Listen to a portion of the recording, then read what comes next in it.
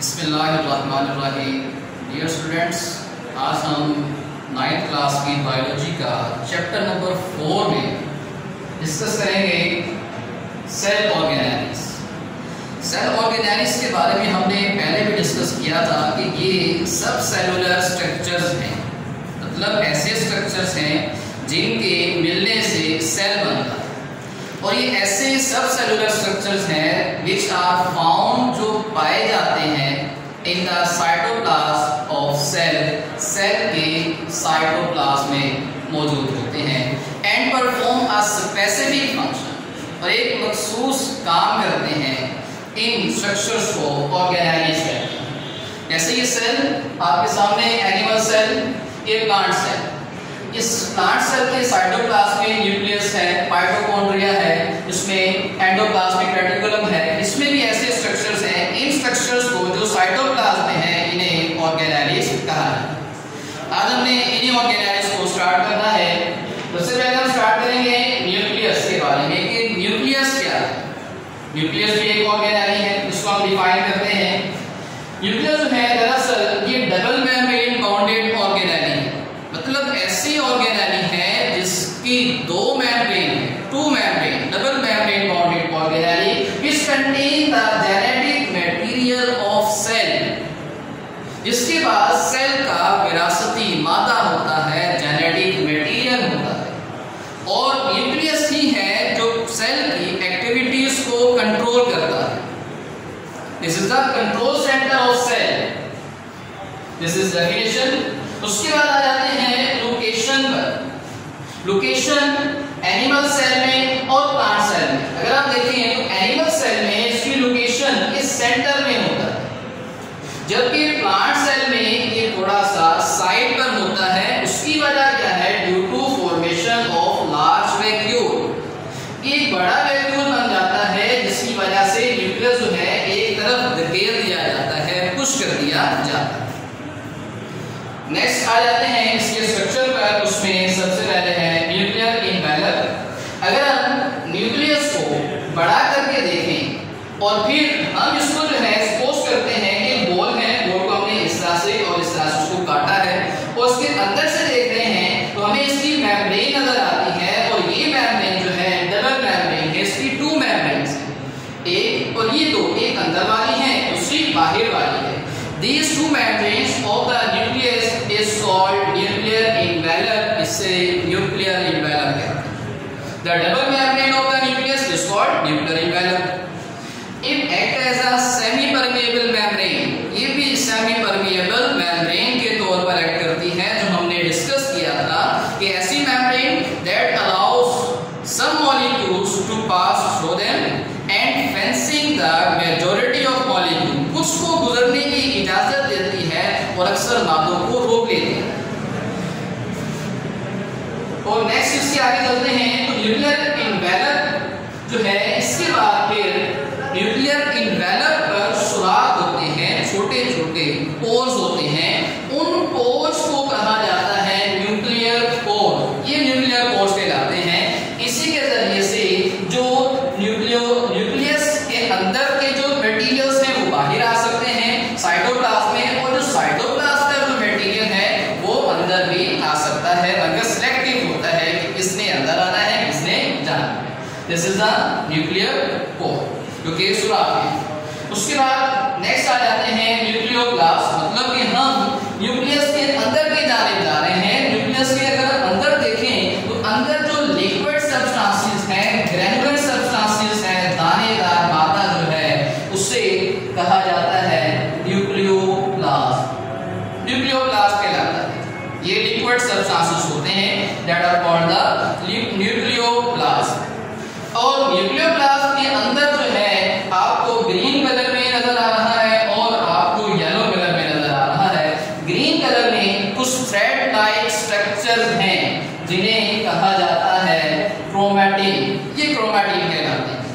Chromatin क्या चीज है, इसको हम डिफाइन कर सकते हैं। Chromatin is a genetic material in the form of very fine thread like structures.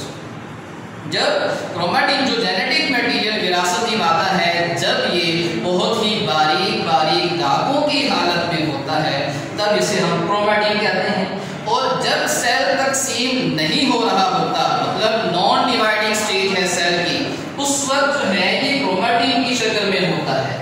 मगर जब सेल ने तकसीम होना होता है तो फिर यही जो क्रोमैटिन है कंडेंस करते हैं, ऑर्गेनाइज होते हैं और एक स्ट्रक्चर बनाते हैं, और इस स्ट्रक्चर को कहा जाता है क्रोमोसोम्स। ये स्ट्रक्चर क्रोमोसोम कहलाता है। अब जो क्रोमोसोम्स हैं ये क्रोमैटिन पर मुश्तमिल है। क्रोमैटिन किस चीज से मिलकर बना हुआ है? इसमें दो मॉलिक्यूल हैं, एक DNA deoxy ribo nucleic acid, दूसरा प्रोटीन्स। जो डीएनए है वो जेनेटिक मटेरियल है, विरासती मादा है, और दूसरा जो है प्रोटीन। ये दो मॉलिक्यूल मिलकर क्रोमैटिन या फिर कह लें क्रोमोसोम को बनाते हैं। उसके बाद नेक्स्ट आते हैं वो है न्यूक्लियोलस, मतलब कि सेल के अंदर न्यूक्लियस के अंदर जो है एक डार्क स्पॉट होता है, एक डार्क एरिया है। उस डार्क एरिया को कहा जाता है न्यूक्लियोलस।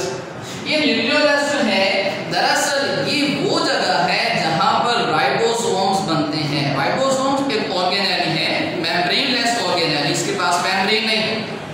तो जो राइबोसोम्स हैं वो न्यूक्लियोलस में बनते हैं। कैसे बनते हैं? राइबोसोम मुश्तमिल होते हैं दो चीजों पर, राइबोसोमल आरएनए और प्रोटीन्स। तो फिर वो दोनों चीजें यहाँ पर ऑर्गेनाइज होते हैं और राइबोसोम्स को बनाते हैं। ये न्यूक्लियस जो है ये हमारे लॉन्ग क्वेश्चन में आता है। इसके अलावा इसमें जो है डिफरेंट शॉर्ट क्वेश्चन भी आ सकते हैं, जैसे कि न्यूक्लियर इन्वेलप है, न्यूक्लियोप्लास्ट है, न्यूक्लियर कोर है, न्यूक्लियोलस, खासतौर पर न्यूक्लियोलस जो है शॉर्ट क्वेश्चन के लिए भी आ सकता है। अब जो है नेक्स्ट हम आगे चलेंगे, तो नेक्स्ट हमारी जो नेक्स्ट ऑर्गेनेली है that are the ribosomes. Ribosomes जो है दरअसल ये भी ऑर्गेनेली है मगर मेम्ब्रेनलेस, इसके पास मेम्ब्रेन नहीं होती, मेम्ब्रेनलेस ऑर्गेनेली है। और ये किस हालत में है? ग्रैनुलर, जैसे दाने होते हैं इस तरह से नजर आती है। जो स्ट्रक्चर्स हैं जो कि पाए जाते हैं साइटोप्लाज्म में पाए जाते हैं। साइटोप्लाज्म में या तो ये फ्री फॉर्म में होंगे अलग अलग, या फिर ये एक और ऑर्गेनेली है एंडोप्लाज्मिक रेटिकुलम, उसके साथ जुड़े हुए होते हैं, उसके साथ अटैच फॉर्म में होते हैं। तो हम कह सकते हैं कि ribosome are the granular structures which are found in cytoplasm of cells, free form or attached form, मतलब कि फ्री भी हो सकते हैं और अटैच भी हो सकते हैं विद एंडोप्लाज्मिक रेटिकुलम। इनका काम क्या है, फंक्शन क्या है? राइबोसोम्स का काम है प्रोटीन बनाना, सेल के लिए प्रोटीन बनाते हैं। सेल की प्रोटीन जो है हमें मालूम है कि जो सेल्स हैं उसमें प्रोटीन के बहुत से किरदार हैं, प्रोटीन एंजाइम भी हैं, बहुत से स्ट्रक्चर जो है प्रोटीन के बने होते हैं। जो सेल की प्रोटीन है वो राइबोसोम्स बनाते हैं। अब उसके बाद राइबोसोम्स की कंपोजिशन पे आ जाते हैं। राइबोसोम किस चीज से मिलकर बने होते हैं? दो चीजें हैं, एक राइबोसोमल आरएनए, दूसरा प्रोटीन, और दोनों की ही इक्वल अमाउंट होती है, मतलब बराबर मिकदार जो है दोनों की होती है, जो मिलकर राइबोसोम्स को बनाती है। राइबोसोम्स के दो यूनिट्स होते हैं, एक स्मॉल सब यूनिट्स है, एक लार्ज सब यूनिट है। जब राइबोसोम प्रोटीन नहीं बना रहे होते तब ये दोनों सेपरेट होते हैं, मगर जब ये प्रोटीन बना रहे होते हैं तब ये दोनों इकट्ठे हो जाते हैं, इकट्ठे मिलकर प्रोटीन को बनाते हैं। और राइबोसोम जो है ये प्रोकैरियोटिक सेल में भी मौजूद हैं और ये यूकैरियोटिक सेल के अंदर भी मौजूद होते हैं। अब जो प्रोकैरियोटिक राइबोसोम्स हैं ये स्मॉलर होते हैं, जबकि यूकैरियोटिक राइबोसोम्स लार्जर होते हैं। और जो राइबोसोम्स का टॉपिक है ये जो है हमारे शॉर्ट क्वेश्चन में आ जाता है, इसमें एमसीक्यूज भी आ जाते हैं। जी नेक्स्ट ऑर्गेनेली है माइटोकॉन्ड्रिया।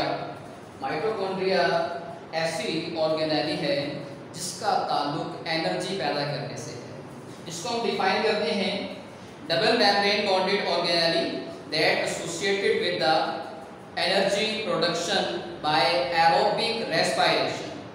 एरोबिक रेस्पिरेशन के जरिए से एनर्जी पैदा करने वाली double membrane bonded organelle mitochondria है। माइटोकॉन्ड्रिया ये तमाम यूकैरियोटिक सेल में पाई जाती है। चाहे वो प्लांट्स हैं चाहे वो एनिमल्स हैं, तमाम सेल में मौजूद होती हैं और ये प्रोकैरियोटिक सेल में मौजूद नहीं होती है। इसके अलावा फिर आ जाते हैं इसके स्ट्रक्चर पर। इसके स्ट्रक्चर में आउटर मेम्ब्रेन जो इसकी स्मूथ होती है, जबकि जो इनर मेम्ब्रेन है, इनर मेम्ब्रेन ये अंदर की जानिब फोल्डिंग बनाती है और ये फिंगर लाइक स्ट्रक्चर बनाती है और इस फिंगर लाइक स्ट्रक्चर को कहा जाता है क्रिस्टी। तो क्रिस्टी को हम डिफाइन कर सकते हैं, this is a finger like structure which are formed by the inner folding और inner membrane of mitochondria are called cristae. अब क्रिस्टी का फायदा क्या है?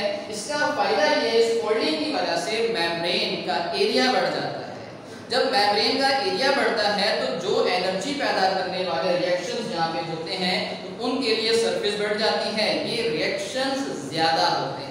जब ये रिएक्शन ज्यादा होंगे तो एनर्जी भी ज्यादा पैदा होगी। उसके बाद जो इनर मेम्ब्रेन के अंदर की जानिब कुछ लिक्विड पार्ट है और इस लिक्विड पार्ट को कहा जाता है माइटोकॉन्ड्रियल मैट्रिक्स कहा जाता है, जिसमें एंजाइम्स मौजूद होते हैं जो कि इस प्रोसेस में हेल्प करते हैं, मदद करते हैं। और माइटोकॉन्ड्रिया जो है ये सेल के लिए एनर्जी पैदा करता है, इस वजह से माइटोकॉन्ड्रिया को पावर हाउस ऑफ सेल भी कहा जाता है। ये सेल का पावर हाउस है, मतलब सेल को जितनी भी एनर्जी चाहिए है माइटोकॉन्ड्रिया उनको एटीपी की शक्ल में प्रोवाइड करता है। इसके अलावा माइटोकॉन्ड्रिया की एक और खुसूसियत है और वो ये है कि माइटोकॉन्ड्रिया के पास अपना डीएनए है, इसके पास अपने ही राइबोसोम्स हैं।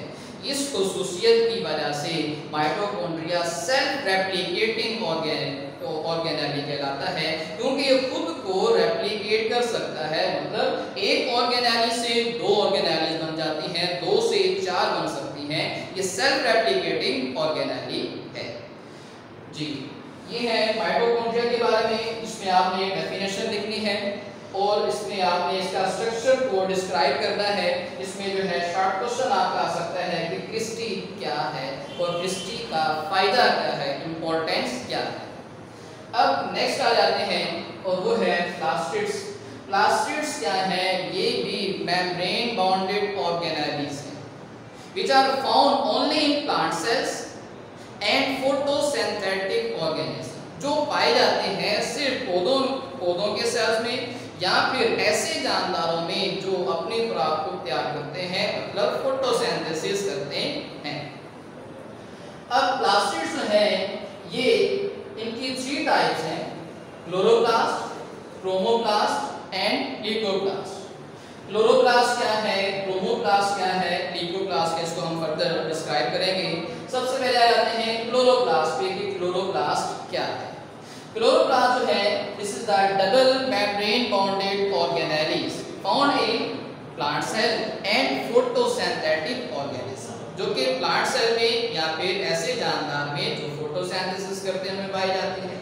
And associate with the photosynthesis, और ये फोटोसिंथेसिस से इसका ताल्लुक होता है। ये इसकी आप डेफिनेशन में लिख सकते हैं, डबल मेम्ब्रेन बाउंडेड ऑर्गेनेली है, associate with the photosynthesis, photosynthesis से इसका ताल्लुक होता है, एंड कंटेन ग्रीन पिगमेंट, और ये इसके पास पिगमेंट होता है जो कि ग्रीन कलर का। पिगमेंट किसे कहा जाता है? ऐसा मादा जो कलर देता है उसे पिगमेंट कहते हैं। तो इसके बाद जो पिगमेंट है वो ग्रीन पिगमेंट है जो कि क्लोरोफिल है। अब इसके स्ट्रक्चर्स की तरफ आ जाते हैं। इसके स्ट्रक्चर में outer membrane, inner membrane, double membrane bonded है। तो आउटर मेम्ब्रेन स्मूथ है, जबकि जो इनर मेम्ब्रेन है, इनर मेम्ब्रेन अंदर की जानिब जो है सैक लाइक स्ट्रक्चर बनाती है। ये जो एक सैक है, एक जो थैली बनती है, इस थैली को कहा जाता है थैलाकॉइड्स। ये थैलाकॉइड्स कहलाते हैं। अब थैलाकॉइड जो है ये मेम्ब्रेन, इसी मेम्ब्रेन के ऊपर जो पिगमेंट है क्लोरोफिल मौजूद होता है और इसी के ऊपर ही फोटोसिंथेसिस के प्रोसेस होते हैं। और ये थैलाकॉइड्स है इसका ढेर है, स्टैक, और इस मुकम्मल स्टैक को कहा जाता है ग्रेनम। ये ग्रेनम कहलाता है। और ये जो ग्रेनम है ये फ्लोट कर रहा होता है, तैर रहा होता है इनर फ्लूइड। ये जो फ्लूइड है इसके अंदर, और इस फ्लूइड को क्या कहा जाता है? स्ट्रोमा। ये स्ट्रोमा कहलाता है। अब इसका फंक्शन क्या है? तो क्लोरोप्लास्ट का फंक्शन जो है फोटोसिंथेसिस, मतलब खुराक तैयार करना इसका काम है। और इसके बाद जो है फिर आ जाते हैं हम नेक्स्ट क्रोमोप्लास्ट में कि क्रोमोप्लास्ट क्या चीज है, क्रोमोप्लास्ट किसे कहते हैं। ये भी ऑर्गेनेली है और इसमें भी पिगमेंट्स होते हैं, ये भी कलर देते हैं। और ये ऐसी ऑर्गेनेली है जिसमें ब्राइट कलर्स के पिगमेंट्स होते हैं, bright colours other than green, green के अलावा जो कलर्स होते हैं जैसे कि ब्लू हो सकता है, रेड हो सकता है, कोई भी पिंक हो सकता है, वो क्रोमोप्लास्ट की वजह से है। इसको डिफाइन करते हैं membrane bonded organelle that contain pigments other than green. Green के अलावा जो पिगमेंट कंटेनिंग ऑर्गेनेलीज हैं उन्हें क्रोमोप्लास्ट कहा जाता है। और ये ब्राइट कलर्स देते हैं। कहाँ पाए जाते हैं? ये पाए जाते हैं खास तौर पर पौधों के फ्लावर्स में पाए जाते हैं, उनके फ्रूट्स में पाए जाते हैं, जिसकी वजह से उनको खूबसूरती देते हैं और इसकी वजह से फिर इंसेक्ट इनकी तरफ अट्रैक्ट होते हैं और इस तरह से ये पॉलिनेशन में हेल्प करते हैं। पॉलिनेशन आपने पढ़ा हुआ है, ये ऐसा प्रोसेस है, मतलब समझ लें कि सीड को पैदा करने के लिए जो सबसे पहला प्रोसेस होता है वो पॉलिनेशन का है। उसके बाद आ जाते हैं डिकोप्लास्ट। डिकोप्लास्ट जो है ये भी प्लास्टिड्स हैं, ऑर्गेनेली हैं, मगर इनमें कोई पिगमेंट नहीं होता है, कलरलेस ऑर्गेनेली है, विदाउट पिगमेंट्स। और ये पौधे के उन पार्ट्स में होते हैं जहां पर खुराक को जखीरा करना होता है, खुराक को स्टोर करना होता है। जैसे कि वो फ्रूट्स हो सकते हैं, वो इसके अलावा रूट्स हो सकती हैं जहां पर खुराक को जखीरा किया जाता है, स्टोर किया जाता है। इसमें से जो लिकोप्लास्ट है आपके शॉर्ट क्वेश्चन में आ सकता है, क्रोमोप्लास्ट शॉर्ट क्वेश्चन में आ सकता है, जबकि क्लोरोप्लास्ट जो है ये आपके लॉन्ग क्वेश्चन में आ सकता है। और क्लोरोप्लास्ट में जो है डिफरेंट जो है ये डेफिनेशंस अलग से भी आ सकती हैं। ये आपने लॉन्ग क्वेश्चन के तौर पर क्लोरोप्लास्ट को तैयार करना। थैंक यू, अल्लाह हाफिज़।